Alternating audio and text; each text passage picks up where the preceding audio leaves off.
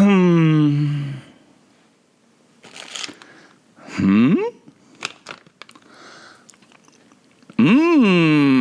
time for some fun.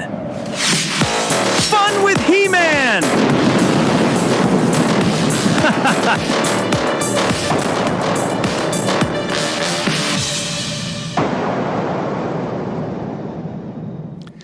So things are feeling a bit dark in the world of Masters of the Universe.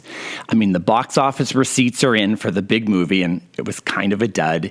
The reviews are mixed. It was good, not great. I mean, I loved it, but there definitely was some flaws, as I had mentioned in some of my other videos.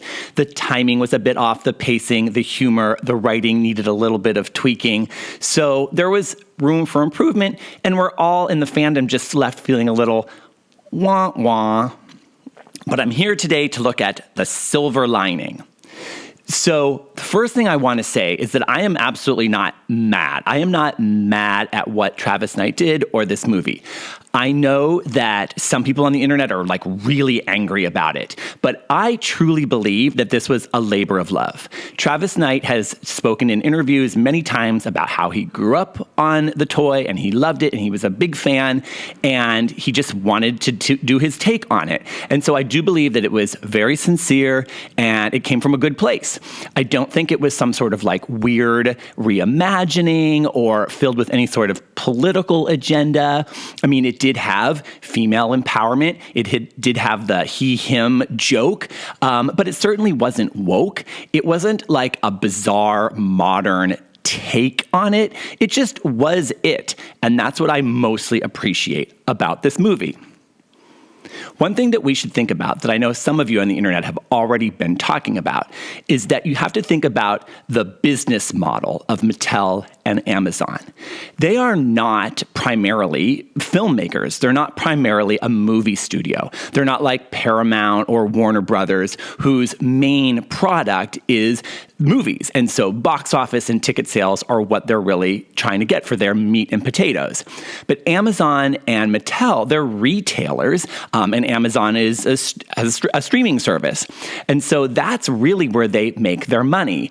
And so if you think about the Masters of the Universe movie as just basically like this big commercial for brand awareness so that people will be buying the toys, they will be shopping for Mattel products, they'll be shopping on Amazon, and with Amazon, it's almost like once your foot is in the door on the website, going to maybe buy a He-Man toy, then it suggests a million things, and before you know it, you're spending the whole day on Amazon buying a bunch of crap.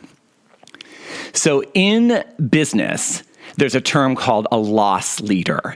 And a loss leader is something that a company invests in or a flagship store or some sort of marketing campaign that might cost a lot and it might not really in and of itself bring in a big profit, but it raises brand awareness and it sort of adds to the mystique of the product. And so the Masters of the Universe movie might be considered a loss leader. I'm hoping it turns out to be that, and possibly even by design, that was Amazon and Mattel's vision this whole time. It's kind of like Madonna or McDonald's, where at some point their product isn't exactly where they're making their money. So it doesn't really matter if McDonald's doesn't sell burgers or chicken McNuggets. They're really making their money off of real estate. And it doesn't really matter if Madonna's albums are terrible. She is still making money off of her vast, vast portfolio. But she does still want to get out there and she wants to raise her brand awareness. And so that's why she's still out there doing her thing. So you can think of the movie as a big commercial. It was an investment in the brand, and so whether or not they actually sort of took a loss on it maybe doesn't matter in the long run. I certainly hope so.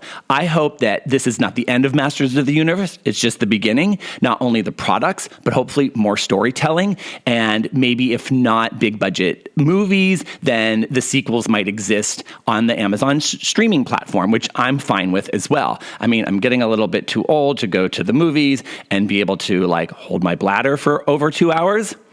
Sitting on the comfort of my own couch to watch He-Man and She-Ra sounds good to me. So like McDonald's and Madonna, He-Man is a part of my childhood, part of the 80s. I wish it the best. I wish it well. I wish it continued success. And hopefully Amazon and Mattel will continue to back it. I mean, for goodness sake, they have made gummies for Masters of the Universe. I don't think it's going to go anywhere anytime soon, and I certainly hope not, because we want more storytelling. We want more, maybe sequels and streaming. I mean, maybe it'll be on the big screen, but definitely in the meantime, we want more toys, toys, toys. So thanks for joining me, and good journey.